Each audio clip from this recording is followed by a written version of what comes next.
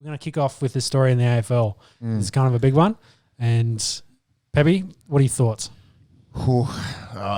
This is obviously we're a sports podcast. We don't want to go too deep in issues of social justice.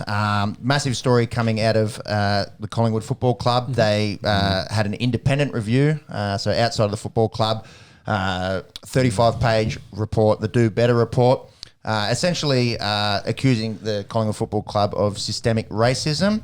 The report, they had 5 questions that they wanted to look at. So essentially, how effectively had the club responded to the allegations of racism?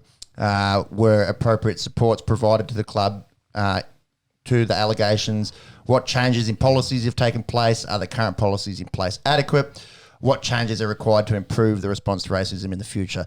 Essentially, off the back of Heritier Lumumba calling him out, saying he actually played 220 games at the club, the man formerly known as Harry O'Brien, and said essentially his whole experience there was quite negative in terms of racial vilification. His nickname was Chimp there. I don't think he liked that too much, and then he sort of spoke out and said, it's not just about me. There's a bunch of other guys there that weren't happy with the way that they were treated. And yeah, he was pretty much the spokesperson for it and led to this report coming out. Shockingly handled, I suppose, by Eddie Maguire in terms of choice of words, labelling it a proud day for Collingwood.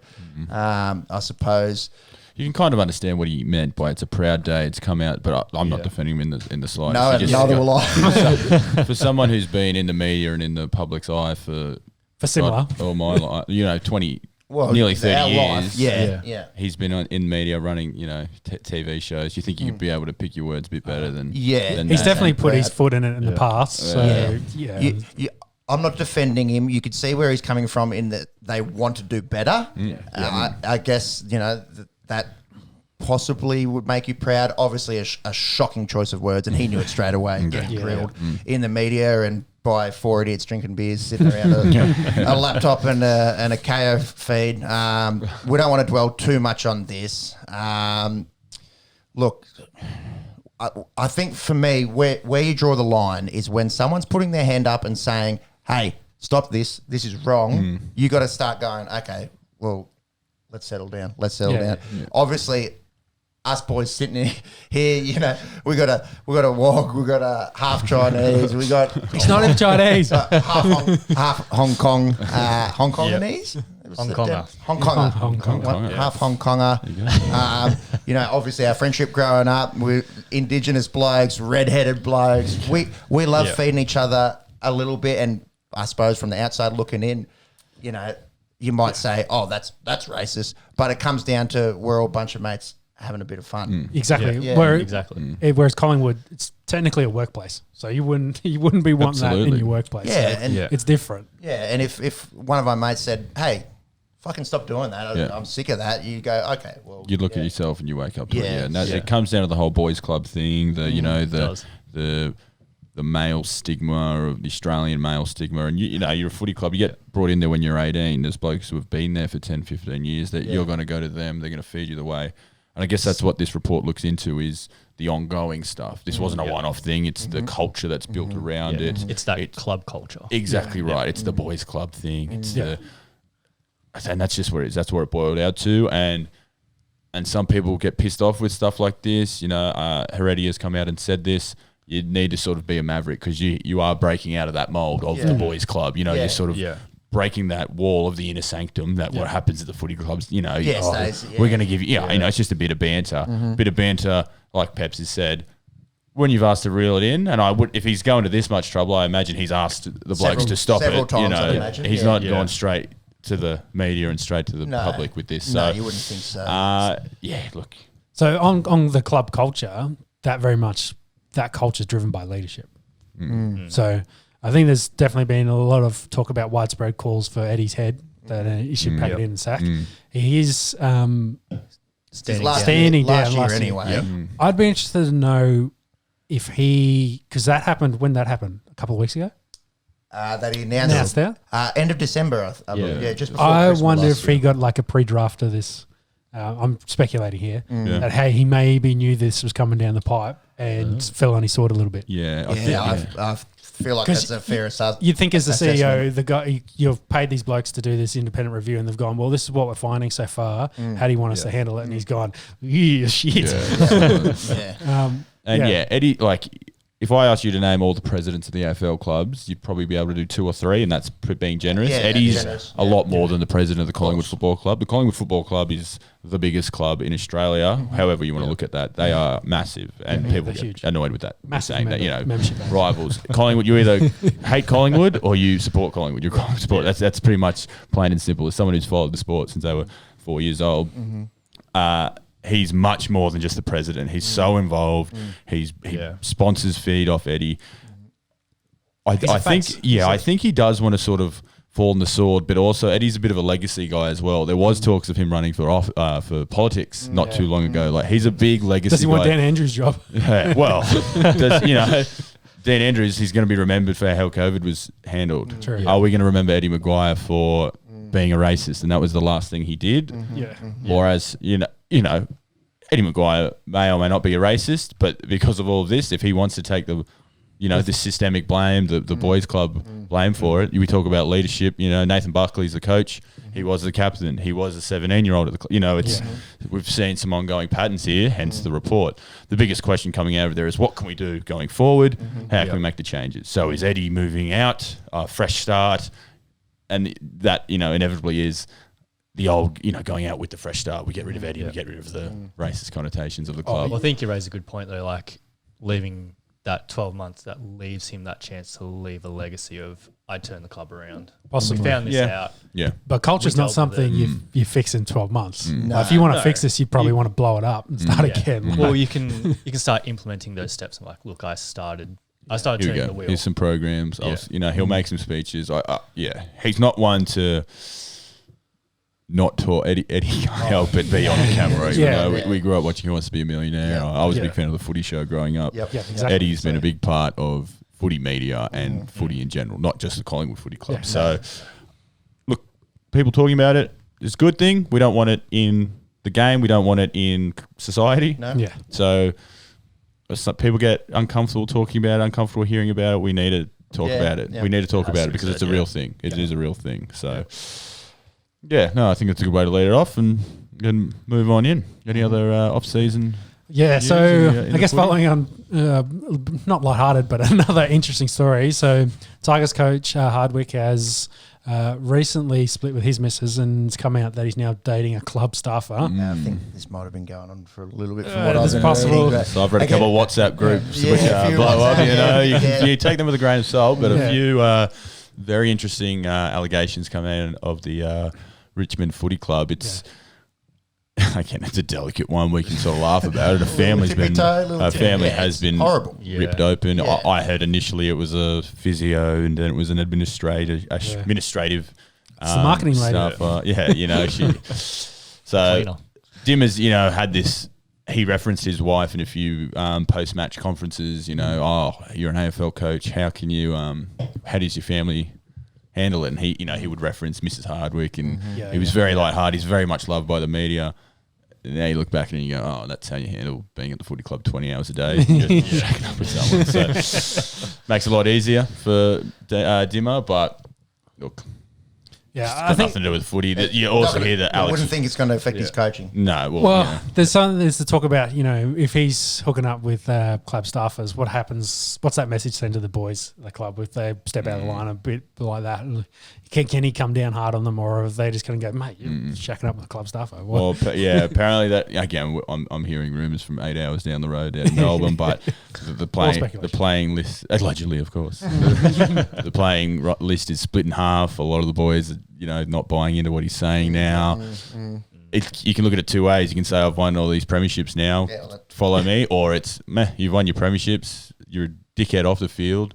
Yeah, but So you know, it's up to the professional athlete how you want to take it. They're the ones paying your bills as well. So it's, you know, Alex Rance with the early retirement. There was the rumours of him shacking up with Jack Higgins' partner, who was, you know, one of the 19-year-old boys at the club, and then he was sort of forced. The AFL bubble, the stories we hear, the stories we don't hear but you could write books about them. You could go on. Like we were talking about last week, the pressure cooker of professional sports.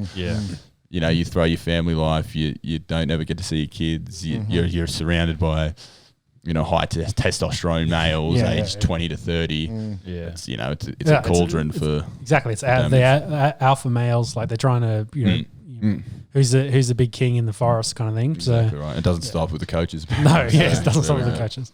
Yeah. I think Mitchell Pearce is probably the only one hard done by this. He's probably going, this is bullshit. He's allowed to do it. Well, that was the most awkward 10 minutes that started on the Esky. I think we tiptoed around that nicely. Yeah, boys. that was probably good to start before we have too many beers as well. Yeah, that's right. We don't want to say anything wrong around that. Indeed. But no, well done, Pep. So some other AFL off-season news. So Tom Scully has retired at the age of 29. Very much just said, I've lost the passion for the game. Yeah. Understandable. This, mate? Yeah, Tom Scully's a bit of a sad one. He was the number one pick from Melbourne when they sort of really bottomed out. Yep. They had the first 2 picks. Tom Scully was drafted, had a great first season, and they thought, you beauty, future of the club. Then a little team in orange appears in Western Sydney. I think he was the first player. They threw $1 million at him. They hired his dad as, you know, a well-being officer or something just to sweeten the deal. And he had a really good run at GWS. He made his spot on the wing. He'd run stupid at like 15, 16 kilometres in a game. I think 2 or 3 years ago, before he really got hit by injuries, there were times where he'd come off once in a game of AFL footy. So you're running 15, 16 Ks and you've come off for a 1 minute spell. Ankles, I think a hammy or two. Went to Hawthorn. They're known for their physio and their off-field treatment.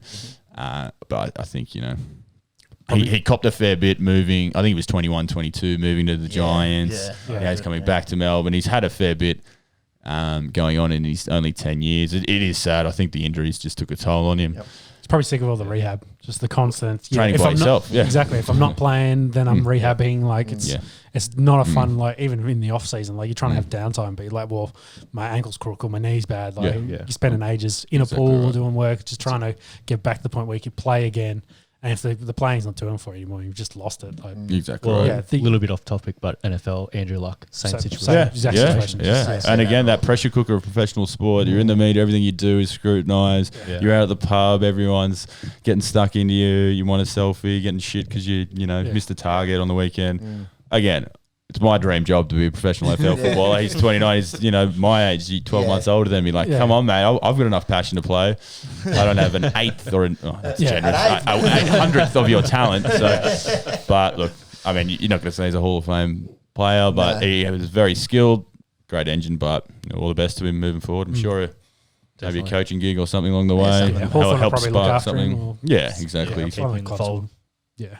So Ben Brown needs knee surgery. So I think he's. Do you know what that's regarding? Not sure. It was pretty crook last year. He got traded to Melbourne in the off season. I think he needed a fresh start. Yeah, definitely. North bottom Clean up. So I think it's nothing major. It's a bit of a clean up, but it is a bit sad for Ben Brown because I think him being at Melbourne was his fresh start. And, they're on the way up for the Melbourne Footy Club as well. Exactly. They've I think it was only a second round pick they gave up, but still. You're going to be our future full forward. Definitely. You're not going to play for the first. I think it won't be a major thing. I think he's not missing a huge amount of the start of the year. But you miss that first month. Misses all the off season as well. Getting around the boys, getting used to the new club and that. So that's not going to help. Makes it a bit harder. So a couple of seasons with 60 goals for Ben Brown. So he was when he was up and flying. He was an All Australian. So hopefully he can get back to his best footy.